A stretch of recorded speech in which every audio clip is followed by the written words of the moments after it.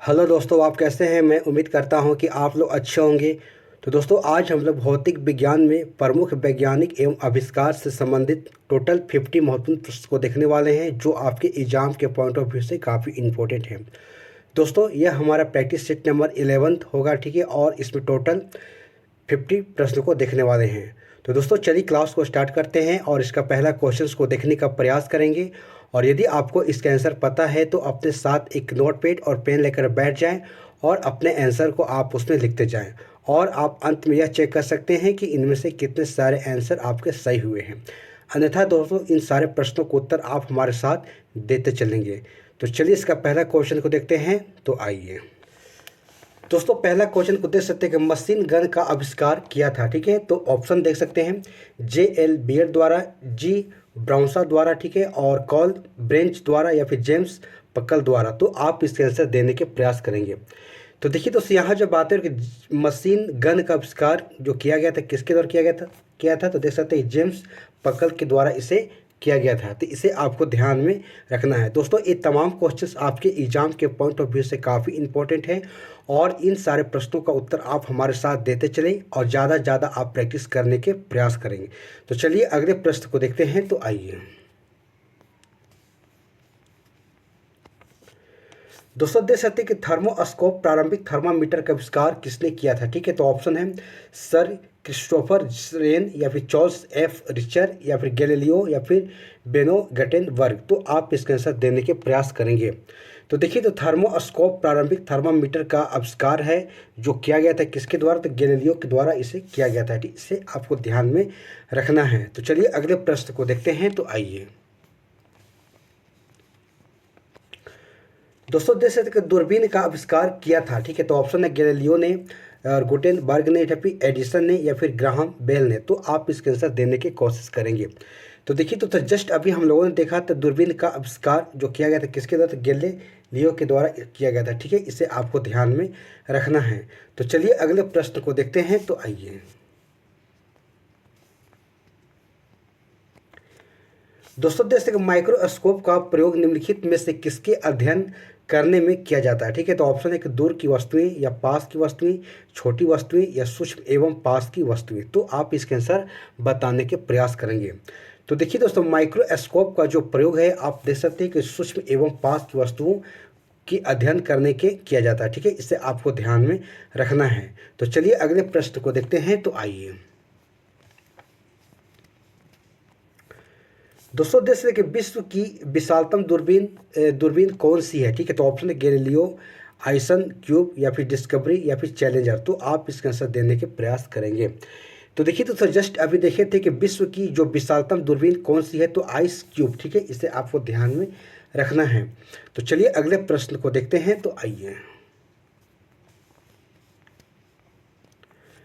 दोस्तों, देख सकते हैं यहाँ क्वेश्चन है कि विल्हेल्म रोगेंटम ने आविष्कार किया था, ठीक है। तो ऑप्शन है रेडियो का, एक्सरे मशीन का, विद्युत बल्ब के, या विद्युत मोटर का। तो आप इसके आंसर देने की कोशिश करेंगे। तो देखिए दोस्तों, विल्हेल्म जो रोन्टेंजन जो है, आप देख सकते हैं कि एक्सरे मशीन का आविष्कार किया था, ठीक है। इसे आपको ध्यान में रखना है। तो चलिए अगले प्रश्न को देखते हैं। तो आइए दोस्तों, और देख सकते हैं कि निम्नलिखित में से किसका आविष्कार विल्हेम्स रोएंटजन द्वारा किया गया था, ठीक है। तो अभी जस्ट हम लोगों ने देखा था रेडियो का, एक्सरे मशीन का, या बिजली का बल्ब, या उपयुक्त में से कोई नहीं। तो आप इसका आंसर देने की कोशिश करेंगे। तो देखिए तो यहाँ जो बात है कि विल्हेम जो कि रोएंटजन द्वारा देख सकते हैं कि एक्सरे मशीन का आविष्कार किया गया था, ठीक है। इसे आपको ध्यान में रखना है। तो चलिए अगले प्रश्न को देखते हैं। तो आइए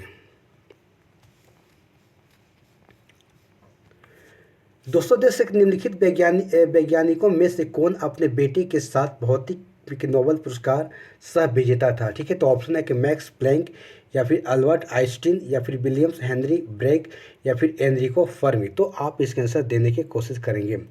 तो देखिए तो यहाँ जो बातें कही जा रही है कि निम्नलिखित वैज्ञानिकों में से कौन अपने बेटे के साथ जो भौतिक के नोबेल पुरस्कार का सह विजेता था, तो कौन था। तो आप इसके आंसर बताने के प्रयास करेंगे। तो देखिए तो यहाँ जो बातें विलियम्स हेनरी ब्रेग के बारे में कहा जा रहा है, जो अपने बेटे के साथ भौतिकी की नोबेल पुरस्कार का सह विजेता था, ठीक है। इसे आपको ध्यान में रखना है। तो चलिए अगले प्रश्न को देखते हैं। तो आइए दोस्तों देख सकते हैं कि भाप के इंजन का आविष्कार किसने किया? ठीक है, ऑप्शन है कि रॉबर्ट वाटसन, जेम्स वाट या विलियम हार्वे या उपयुक्त में से कोई नहीं। तो आप इसके आंसर बताने के प्रयास करेंगे। तो देखिए दोस्तों, भाप के इंजन का आविष्कार है जो किया गया था जेम्स वाट के द्वारा किया गया था। ठीक है, इसे आपको ध्यान में रखना है। तो चलिए अगले प्रश्न को देखते हैं। तो आइए दोस्तों, यहाँ पर देख सकते टेलीविज़न का आविष्कार किया था, किसने किया था? ऑप्शन है ग्राहम बेल ने या हॉफमैन ने या विल्सन ने या जॉर्ज स्टीफेंस ने। तो आप इसका आंसर देने के प्रयास करेंगे। तो देखिए दोस्तों, टेलीविज़न का आविष्कार पूछा जा रहा, दे सकते हैं तो ग्राहम बेल के द्वारा इसे किया गया था। ठीक है, इसे आपको ध्यान में रखना है।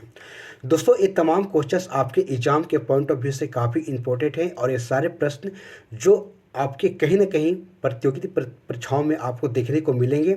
इसलिए इन सारे प्रश्नों का उत्तर आप हमारे साथ देते चले और ज़्यादा से ज़्यादा आप प्रैक्टिस करने के प्रयास करें। तो चलिए अगले प्रश्न को देखते हैं। तो आइए दोस्तों, पर देख सकते हैं कि इलेक्ट्रिक बल्ब की खोज किसने की? ठीक है, तो ऑप्शन है कि थॉमस एडिसन ने या फिर अलेक्जेंडर ग्राहम बेल ने या विलियम कुक ने या फिर टेरी एडिसन। तो आप इसका आंसर देने की कोशिश करेंगे। तो देखिए दोस्तों, यहाँ जो बात है इलेक्ट्रिक बल्ब की खोज किसने की थी, तो थॉमस एडिसन के द्वारा जो है इलेक्ट्रिक बल्ब की खोज की गई थी। इसे आपको ध्यान में रखना है। तो चलिए अगले प्रश्न को देखते हैं। तो आइए दोस्तों, अगर देख सकते हैं गैस इंजन की खोज किसने की? ठीक है, तो ऑप्शन है डीजल ने, डेवी ने, डेमलर ने या फिर चॉल्स ने। तो आप इसका आंसर बताने के प्रयास करेंगे। तो देखिए दोस्तों, यहाँ गैस इंजन की खोज किसने की थी? देख सकते हैं डेमलर के द्वारा जो है गैस इंजन की खोज की गई थी। ठीक है, इसे आपको ध्यान में रखना है। तो चलिए अगले प्रश्न को देखते हैं। तो आइए दोस्तों, जैसे कि फाउंटेन पेन के आविष्कारक कौन थे? ठीक है, तो ऑप्शन है कि वाटरमैन, पार्कर या फिर चैड पार्क या फिर सेफर। तो आप इसका आंसर देने के प्रयास करेंगे। तो देखिए दोस्तों, फाउंटेन पेन के जो आविष्कारक कौन थे? दे सकते हैं कि वाटरमैन। ठीक है, इसे आपको ध्यान में रखना है। तो चलिए अगले प्रश्न को देखते हैं। तो आइए दोस्तों, जैसे कि रडार का आविष्कारक कौन था? ठीक है, तो ऑप्शन है कि रॉबर्ट वाटसन, फ्लेमिंग या फिर बुश बॉल या फिर आइंस्टीन। तो आप इसका आंसर देने की कोशिश करेंगे। तो देखिए दोस्तों, रडार का आविष्कारक है कौन है? देख सकते हैं रॉबर्ट वाटसन है। ठीक है, इसे आपको ध्यान में रखना है। तो चलिए अगले प्रश्न को देखते हैं। तो आइए दोस्तों, जैसे कि अल्फ्रेड नोबल ने किसका आविष्कार किया? ठीक है, तो ऑप्शन है कि माइक्रोफोन का या टाइपराइटर का या डायनामाइट का या फिर जो ग्रामोफोन का। तो आप इसका आंसर देने की कोशिश करेंगे। तो देखिए दोस्तों, यहाँ जो बात है कि अल्फ्रेड नोबल ने किसका आविष्कार किया था? तो डायनामाइट का आविष्कार किया था। ठीक है, इससे आपको ध्यान में रखना है। तो चलिए अगले प्रश्न को देखते हैं। तो आइए दोस्तों, देख सकते टेलीविज़न का आविष्कार किसने किया? देख सकते ऑप्शन है कि एडिसन ने, गैलीलियो ने, बेयर्ड ने या फिर फ्रैंकलिन ने। तो आप इसका आंसर बताने की कोशिश करेंगे। तो देखिए दोस्तों, यहाँ जो बात है टेलीविज़न का आविष्कार किसने किया था? तब बेयर्ड के द्वारा इसे किया गया था। ठीक है, इसे आपको ध्यान में रखना है। तो चलिए अगले प्रश्न को देखते हैं। तो आइए दोस्तों, देखें जे एल बेड का नाम किस आविष्कार से जुड़ा हुआ है? ठीक है, तो जस्ट अभी देखिए हम लोगों ने बैरोमीटर से, हेलीकॉप्टर से या टेलीविज़न से या फिर टेलीफोन से। तो आप इसका आंसर बताने की प्रयास करेंगे। तो देखिए दोस्तों, जस्ट अभी हम लोगों ने देखा था जे एल बेड का जो नाम जुड़ा हुआ था किससे? टेलीविज़न के आविष्कारक से जुड़ा हुआ था। ठीक है, इसे आपको ध्यान में रखना है। तो चलिए अगले प्रश्न को देखते हैं। तो आइए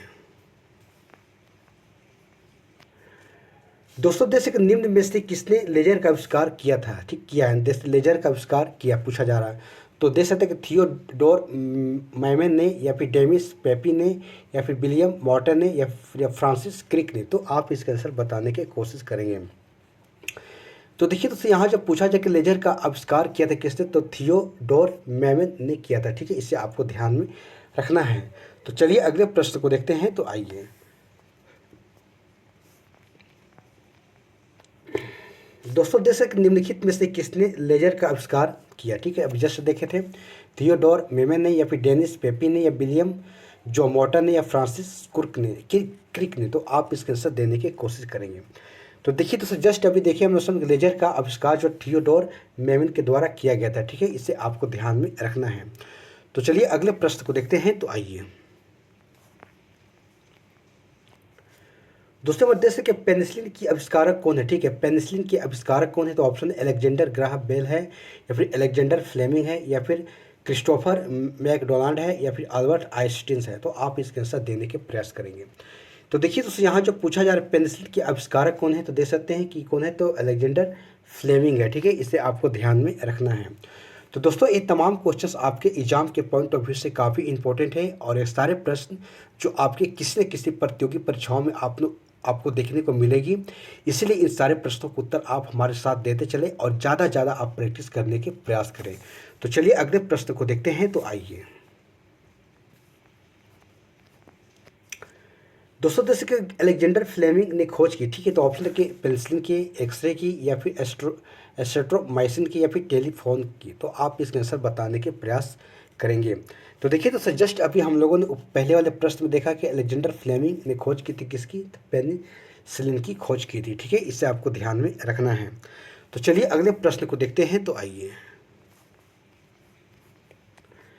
दोस्तों, यहाँ पर देख सकते हैं कि सर अलेक्जेंडर फ्लेमिंग ने किसकी खोज की थी। ऑप्शन ए पेनिसिलिन की, रक्त संचार की, ऑक्सीजन का, या फिर एंटीसेप्टिक औषधि की। तो आप इसके आंसर बताने की कोशिश करेंगे। तो देखिए दोस्तों, जस्ट अभी हम लोगों ने देखा पहले वाले प्रश्न में भी कि सर अलेक्जेंडर फ्लेमिंग ने पेनिसिलिन की खोज की थी। ठीक है, इसे आपको ध्यान में रखना है। तो चलिए अगले प्रश्न को देखते हैं। तो आइए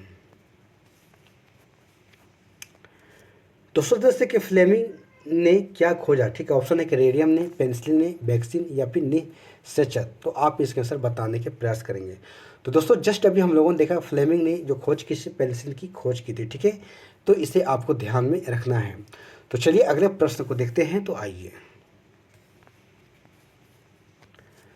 दोस्तों, प्रदेश निम्नलिखित में से किसने एक्स किरणें का आविष्कार किया है। ठीक है, ऑप्शन है कि रदरफोर्ड ने, रोएंटसन ने, या फिर मैक्सवेल ने, या फिर टॉरिसेली ने। तो आप इसका आंसर देने की कोशिश करेंगे। तो देखिए दोस्तों, यहाँ जो बातें हो रही कि एक्स किरणें की जो आविष्कार है रोएंटसन के द्वारा किया गया था। ठीक है, इसे आपको ध्यान में रखना है। तो चलिए अगले प्रश्न को देखते हैं। तो आइए दोस्तों, इसके ब्लैक होल के सिद्धांत को प्रतिपादित किया था। ठीक है, तो ऑप्शन है कि सी बी रमन ने, एच जे भाभा ने, या फिर एस चंद्रशेखर ने, या फिर एच खुराना ने। तो आप इसका आंसर बताने के प्रयास करेंगे। तो देखिए दोस्तों, ब्लैक होल के सिद्धांत का जो प्रतिपादित है इसे एस चंद्रशेखर ने किए थे। ठीक है, इसे आपको ध्यान में रखना है। तो चलिए अगले प्रश्न को देखते हैं। तो आइए दोस्तों, देश के वैज्ञानिक एस चंद्रशेखर को नोबेल पुरस्कार किस कार्य के लिए मिला था। ठीक है, तो ऑप्शन है नक्षत्र भौतिकी के लिए, या फिर उपग्रहों में सूक्ष्म इलेक्ट्रॉनिकी के लिए, या फिर अति कम जो तापक्रमों पर सुपर कंडक्टिविटी के लिए, या फिर सूर्य के मूल का अध्ययन के लिए। तो आप इसके आंसर बताने के प्रयास करेंगे। तो देखिए दोस्तों, यहाँ जो बातें हैं कि वैज्ञानिक एस चंद्रशेखर को नोबेल पुरस्कार जो मिला था नक्षत्र भौतिकी के लिए मिला था। ठीक है, इसे आपको ध्यान में रखना है। तो चलिए अगले प्रश्न को देखते हैं। तो आइए दोस्तों, देश के विज्ञान के किस क्षेत्र में व्हाइट ड्वार्फ के बारे में सीखेंगे। ठीक है, तो ऑप्शन है खगोल शास्त्र, कृषि, या जेनेटिक्स, या फिर एंथ्रोपोलॉजी। तो आप इसका आंसर बताने की कोशिश करेंगे। तो देखिए दोस्तों, विज्ञान के जो पूछा जा रहा है खगोल शास्त्र के जो क्षेत्र में देख सकते हैं कि व्हाइट ड्वार्फ के बारे में सीखेंगे। ठीक है, इसे आपको ध्यान में रखना है। तो चलिए अगले प्रश्न को देखते हैं। तो आइए दोस्तों, यहाँ पर देख सकते हैं कि निम्नलिखित वैज्ञानिकों में से किसने यह सिद्ध किया कि सूर्य के द्रव्यमान से अगर देखा जाए तो 1.44 गुना कम द्रव्यमान वाले तारे मृत होकर श्वेत वामन तारे यानी कि व्हाइट ड्वार्फ्स बन जाते हैं। ठीक है, तो ऑप्शन है कि एडिसन हबल, या फिर एस चंद्रशेखरन, या फिर स्टीफन हॉकिंग, या फिर स्टीवन विनबर्ग। तो आप इसका आंसर बताने के प्रयास करेंगे। तो दोस्तों, जस्ट इसके पहले वाले प्रश्न में देखें कि जो पूछा जा रहा है एस चंद्रशेखर के बारे में कहा जा रहा है, जो देख सकते हैं यह सिद्ध किया कि सूर्य के द्रव्यमान से अगर 1.44 गुना कम द्रव्यमान वाले तारे मृत होकर श्वेत वामन यानी तारे जो बन जाते हैं। ठीक है, इसे आपको ध्यान में रखना है। तो चलिए अगले प्रश्न को देखते हैं। तो आइए दोस्तों, देश के प्रकाश विद्युत प्रभाव के आविष्कर्ता हैं। ठीक है, तो कौन है, तो हट है, आइंस्टीन है, प्लांक है, या फिर बोर है। तो आप इसका आंसर देने की कोशिश करेंगे। तो देखिए दोस्तों, प्रकाश विद्युत प्रभाव के जो आविष्कार करता है कौन है, तो हट है। ठीक है, इसे आपको ध्यान में रखना है। तो चलिए अगले प्रश्न को देखते हैं। तो आइए दोस्तों देख सकते हैं कि आइंस्टीन को नोबेल प्राइज किस कार्य में मिला। ठीक है, तो ऑप्शन है कि आपेक्षिकता में, या फिर बोस्ट आइंस्टीन संगणन में, या फिर सहंति एवं ऊर्जा की तुल्यता में, या फिर प्रकाश विद्युत प्रभाव में, या ई में है कि उपयुक्त में कोई नहीं या उपयुक्त में से एक से अधिक। तो आप इसका आंसर बताने के प्रयास करेंगे। तो देखिए दोस्तों, आइंस्टीन को जो नोबेल प्राइज है ये दिया गया था प्रकाश विद्युत प्रभाव में कार्य के लिए। ठीक है, इसे आपको ध्यान में रखना है। तो चलिए अगले प्रश्न को देखते हैं। तो आइए दोस्तों, जैसे कि वैज्ञानिक अल्बर्ट आइंस्टीन प्रसिद्ध है। ठीक है, तो ऑप्शन एक है कि हाइड्रोजन की जो परमाणविक संरचना की व्याख्या के लिए, या बी में है कि प्रकाश विद्युत प्रभाव यानी कि फोटो इलेक्ट्रिक इफेक्ट के लिए, या सी में है कि प्रथम नाभिकीय रिएक्टर बनाने के लिए, या डी में है कि न्यूट्रॉनों की अस्तित्व की भविष्यवाणी के लिए। तो आप इसका आंसर देने की कोशिश करेंगे। तो देखिए दोस्तों, यहाँ जो बात है वैज्ञानिक अल्बर्ट आइंस्टीन, ठीक है, जो कहा जा रहा था प्रकाश विद्युत प्रभाव के लिए जो प्रसिद्ध है। ठीक है, इसे आपको ध्यान में रखना है। दोस्तों, ये तमाम क्वेश्चंस आपके एग्जाम के पॉइंट ऑफ व्यू से काफ़ी इंपॉर्टेंट है। ये सारे प्रश्न आपके किसी न किसी प्रतियोगी परीक्षाओं में आपको देखने को मिलेगी। इसीलिए इन सारे प्रश्नों को उत्तर आप हमारे साथ देते चलें और ज़्यादा ज़्यादा आप प्रैक्टिस करने के प्रयास करें। तो चलिए अगले प्रश्न को देखते हैं। तो आइए दोस्तों, देश के आइंस्टीन को नोबेल पुरस्कार से सम्मानित किया गया। ठीक है, तो ऑप्शन एक है प्रकाश विद्युत प्रभाव के लिए, या फिर दे सकते हैं कि विशिष्ट ऊष्माओं के सिद्धांत के लिए, या सी में कि विशेष सापेक्षिकता सिद्धांत के लिए, या डी में कि बोस आइंस्टीन सांख्यिकी के लिए। तो आप इसके आंसर बताने की कोशिश करेंगे। तो देखिए दोस्तों, जस्ट अभी इसके पहले वाले प्रश्न में भी हम लोग देखने का प्रयास किया कि आइंस्टीन को जो नोबेल पुरस्कार से सम्मानित किया गया था प्रकाश विद्युत प्रभाव के लिए। ठीक है, इसे आपको ध्यान में रखना है। तो चलिए अगले प्रश्न को देखते हैं। तो आइए दोस्तों, देश के आइंस्टीन को नोबेल पुरस्कार दिया गया था। ठीक है, तो ऑप्शन है कि सापेक्षिकता के सिद्धांत के लिए, ब्राउनिंग गति के लिए, या फिर प्रकाश विद्युत प्रभाव के लिए, या ठोसों के विशिष्ट ऊष्मा के लिए। तो आप इसके आंसर बताने के प्रयास करें। तो देखिए दोस्तों, यहाँ जब बात हो रही है कि आइंस्टीन को नोबेल पुरस्कार जो है प्रकाश विद्युत प्रभाव के लिए दिया गया था। ठीक है, इसे आपको ध्यान में रखना है। तो चलिए अगले प्रश्न को देखते हैं। तो आइए दोस्तों, जैसे कि आइंस्टीन को नोबेल पुरस्कार दिया गया। ठीक है, तो ऑप्शन एक है सापेक्षिकता के सिद्धांत के लिए, या बी में कि प्रकाश विद्युत प्रभाव के सिद्धांत के लिए, या सी में कि विशिष्ट ऊष्मा के सिद्धांत के लिए, या डी में कि बोस आइंस्टीन सांख्यिकी के सिद्धांत के लिए। तो आप इसके आंसर बताने के प्रयास करेंगे। तो देखिए दोस्तों, जस्ट अभी इसके पहले वाले प्रश्न में भी हम लोग देखते आ रहे हैं कंटिन्यू कि आइंस्टीन को जो नोबेल पुरस्कार है प्रकाश विद्युत प्रभाव के सिद्धांत के लिए दिया गया था। ठीक है, इसे आपको ध्यान में रखना है। तो चलिए अगले प्रश्न को देखते हैं। तो आइए दोस्तों, 35 नंबर क्वेश्चन दे सकते हैं कि आइंस्टीन को निम्न में से किसके सिद्धांत के लिए नोबेल पुरस्कार दिया गया था। ठीक है, तो ऑप्शन है सापेक्षिकता के सिद्धांत के लिए, प्रकाश विद्युत के सिद्धांत के लिए, या फिर विशिष्ट ऊष्मा के सिद्धांत के लिए, और डी में है कि ब्राउनियम गति के सिद्धांत के लिए। तो आप इसका आंसर बताने के प्रयास करेंगे। तो देखिए दोस्तों, अभी जस्ट हम लोग कंटिन्यू देखते आ रहे हैं कि आइंस्टीन को जो देख सकते हैं कि प्रकाश विद्युत सिद्धांत के लिए जो नोबेल पुरस्कार प्रदान किया गया था। ठीक है, इसे आपको ध्यान में रखना है। तो चलिए अगले प्रश्न को देखते हैं। तो आइए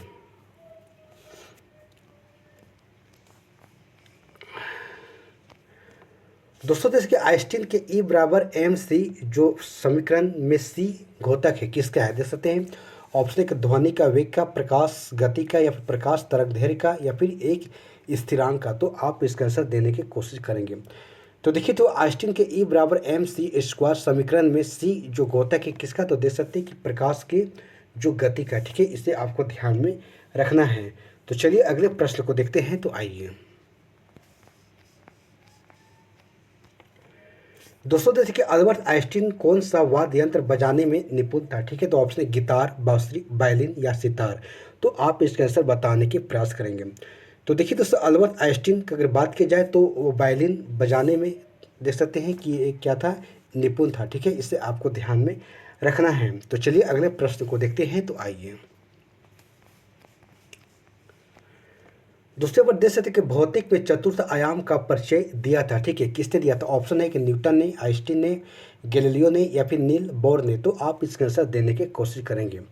तो देखिए, भौतिक में चतुर्थ आयाम का परिचय है दिया गया था किसके द्वारा दिया गया था, तो देख सकते हैं कि आइंस्टीन के द्वारा इसे दिया गया था। ठीक है, इसे आपको ध्यान में रखना है। तो चलिए अगले प्रश्न को देखते हैं। तो आइए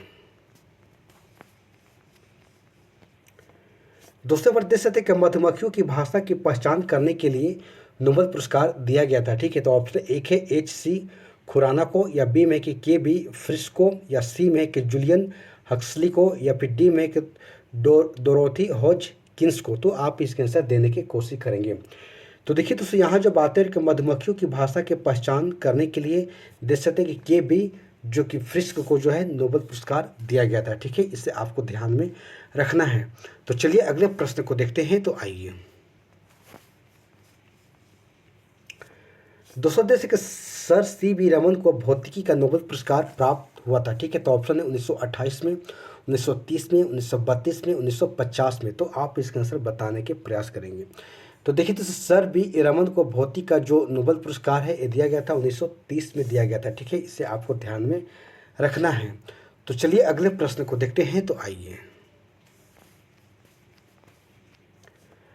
दोस्तों, देश के किस स्मृति में 28 फरवरी को प्रत्येक वर्ष राष्ट्रीय विज्ञान दिवस के रूप में मनाया जाता है? ठीक है, तो ऑप्शन एक है रमन प्रभाव दिवस, या प्रथम कृत्रिम उपग्रह आर्यभट्ट का प्रक्षेपण, या दे सकते कि ASLV का सफल प्रक्षेपण, या डी में एक होमी जे भाभा का जन्मदिन। तो आप इसका आंसर बताने के प्रयास करेंगे। तो दोस्तों, यहाँ पर देख सकते जो बातें हो रही कि किस स्मृति में दे सकते कि रमन प्रभाव दिवस दे सकते हैं, इसकी स्मृति में 28 फरवरी को प्रत्येक वर्ष राष्ट्रीय विज्ञान दिवस के रूप में मनाया जाता है। ठीक है, इसे आपको ध्यान में रखना है।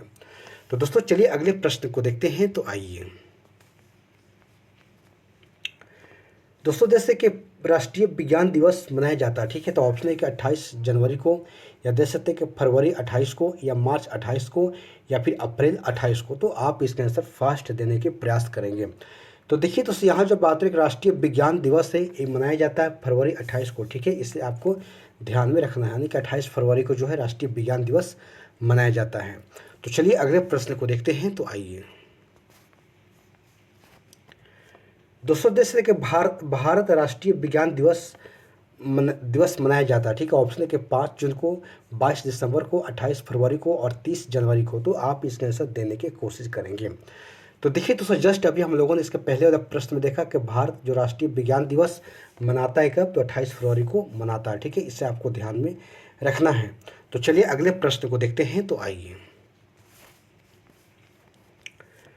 दोस्तों, देखते हैं जो बात है कि वर्ष 1988 में किसकी जन्म शताब्दी मनाई गई। ठीक है, तो ऑप्शन है चार्ल्स डार्विन की, या फिर आइंस्टीन का सापेक्षता सिद्धांत, या फिर रामानुजम गणितज्ञ, या फिर CB रमन। तो आप इसके आंसर बताने के प्रयास करेंगे। तो देखिए तो ये तमाम जो बातें हैं दे सकते CB रमन के बारे में कहा जा रहा है। ठीक है, जिनकी दे सकते कि वर्ष 1988 में इस जो कि इनकी जन्म शताब्दी मनाई गई। ठीक है, इसे आपको ध्यान में रखना है। तो चलिए अगले प्रश्न को देखते हैं। तो आइए दोस्तों, देश के निम्न में से किन्हें भारत के अंतरिक्ष कार्यक्रम का जनक माना जाता है? ठीक है, तो ऑप्शन है कि नाम्बी नारायण को, या फिर जी माधवन नायर को, या फिर सी में कि विक्रम साराभाई को, या डी में कि APJ अब्दुल कलाम को। तो आप इसका आंसर देने की कोशिश करेंगे। तो देखिए दोस्तों, ये तमाम जो बातें हैं ये कहा जा रहा है विक्रम साराभाई के बारे में कहा जा रहा है, जिन्हें भारत के अंतरिक्ष कार्यक्रम का जनक माना जाता है। ठीक है, इसे आपको ध्यान में रखना है। तो दोस्तों, ये तमाम क्वेश्चंस आपके एग्जाम के पॉइंट ऑफ व्यू से काफ़ी इंपॉर्टेंट है, और ये सारे प्रश्न आपके कहीं ना कहीं प्रतियोगी परीक्षाओं में देखने को मिलेंगे।